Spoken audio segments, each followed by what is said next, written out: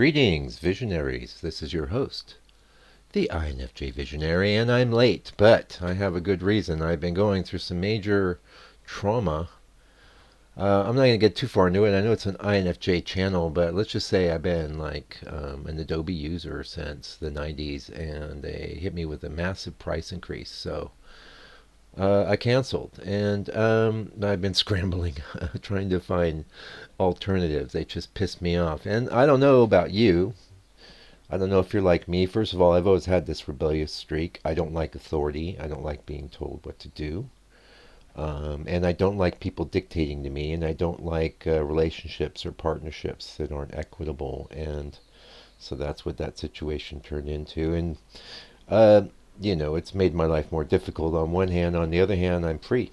So, a couple things I thought I'd talk a little bit about. One is, regarding the mindfulness. I'd mentioned about Advaita in the previous as well, and you know what? Because I'm mentioning these things in these videos, when I look at this particular channel, they make all sorts of suggestions about things, and what my one big sticking point with the Buddhism is there is no self, there is no enduring self like universal self.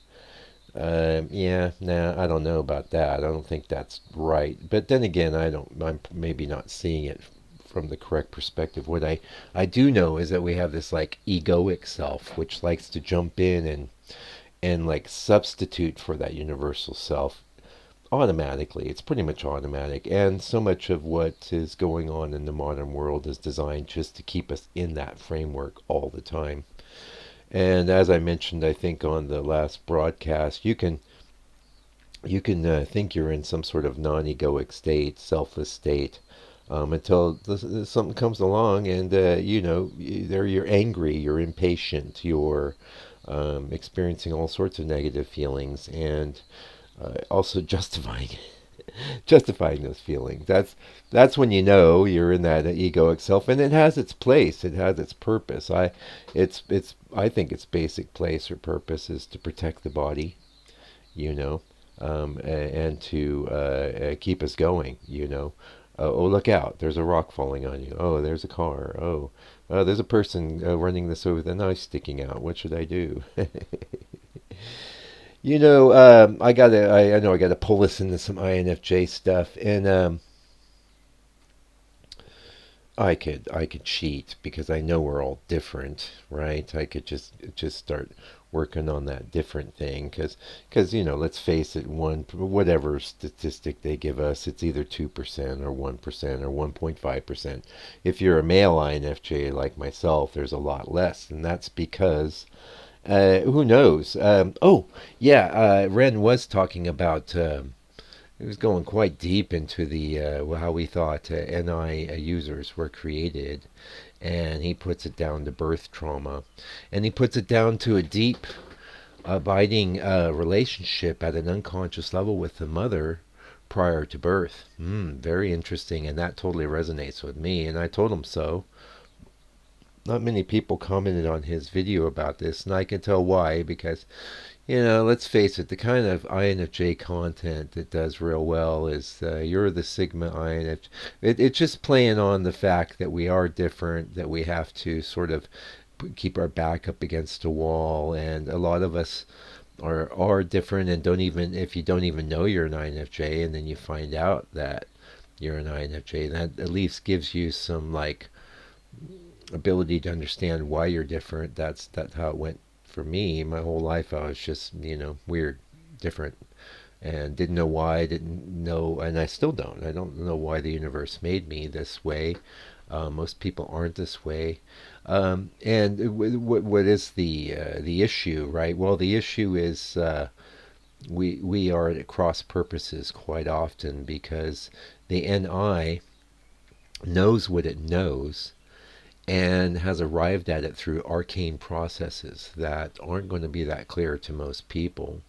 And yet, right under that is this extroverted feeling, which is all about making sure people understand you, making sure nobody's bothered or offended, or that you're slotting in and you're making it, and it's good. I I shudder to think what NI would be stripped of that. It could be pretty devastating if you think about it. Because it is so penetrating and so often correct and misunderstood by I don't know. Sorry, I don't know my stats, my Jungian stats. I don't know exactly how many users of NI there are. I could say eight, or I could say four. I think it's eight. No, it'd probably be four. It'd be somewhere in their conscious stack, and then everyone else uses it unconsciously. And in a sense, you could say, well, do we use it consciously? We use it consciously in an unconscious way. And that's one of the things that makes it so hard to understand. What are you going to do though? And did it arrive as trauma? I think possibly it could do. I mean, I've often pondered that. Are we born this way? Funny enough, I think I do believe Lady Gaga is an INFJ. Not that I have much use for her or her ideas about things, but she started off with some pretty good tunes and talent and imagery. And I could definitely see she was an that she would be an INFJ. Don't know for sure. You always get that. You get people saying, "Oh, she's an INFP." Nah, I don't think so. Not really. I don't think so. The other one's Johnny Depp. I saw. Wow, it was like this 4 hour, over three videos deep dive that this wonderful person put the effort out. And I didn't care about that trial with Depp and his wife at the time. I don't care about gossip or anything, but it got on my radar because of the INFJ angle, and she was showing all of this stuff that happened in the courtroom that would show and play up the fact he was an INFJ, and all the things that were happening in the recordings of their altercations that showed and proved he was an INFJ, not an INFP as many people say. Now, I'm married to an INFP. We are very similar in many ways. We are, earlier in this broadcast, I was talking about how I don't particularly like authority and I am a bit rebellious, and that's my wife too, for sure. Although she's better at slotting in. And talking too about my run into the corporation and my decision that they could get stuffed, even if it hurts me. It's been a pattern in my life.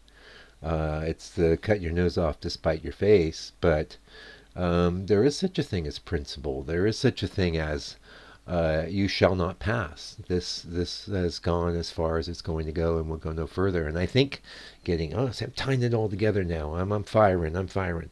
This is the reconciliation between the extroverted feeling and the NI.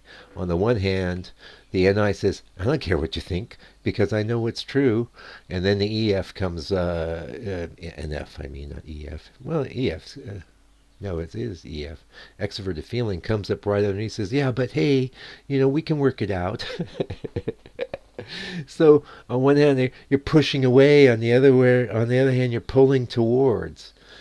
Um, and this thing with us, like, oh, we will make it right. We'll make it right, and we will take it. And this is what ends up behind the door slam. I just door slammed Adobe. Okay. Even though I really truly love Photoshop. Like when I say I love it, I mean I love it like you wouldn't believe. Been using it forever. Know how to use it like it was one of my own appendages, right? But they went too far, and now it's over for them. And this happened to people too. They, put up with this, I put up with that. Yes, that's sort of toxic, but I understand you were brought up bad and whatever. And we will make excuses for people, but I think when the threshold is crossed, at least with me, you get in the old slam because I have to protect myself. Principles. Yes, when you're in the extroverted feeling place, principles need to be. You might not be putting them in the front forward. You definitely wouldn't be. But ultimately, you cannot retreat from your principles completely if you are an INFJ. And that's all I got to say. Keep on keeping on, INFJ, until I come back, hopefully, in another day.